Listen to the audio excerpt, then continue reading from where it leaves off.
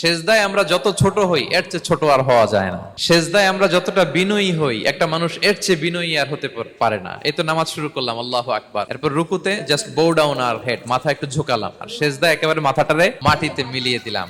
তার মানে আমি চলে গেলাম আসফালে। আসফাল মানে সবচেয়ে নিচে, আর সবচেয়ে নিচে যে আমি ঘোষণা দিলাম সুবহানা রাব্বিয়াল, মানে হে রব, আপনার প্রশংসা, আপনার পবিত্রতা, আপনি আলা।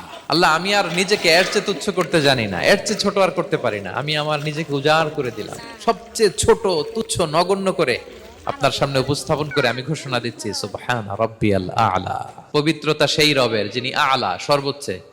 সুবহানাল্লাহ পড়ে।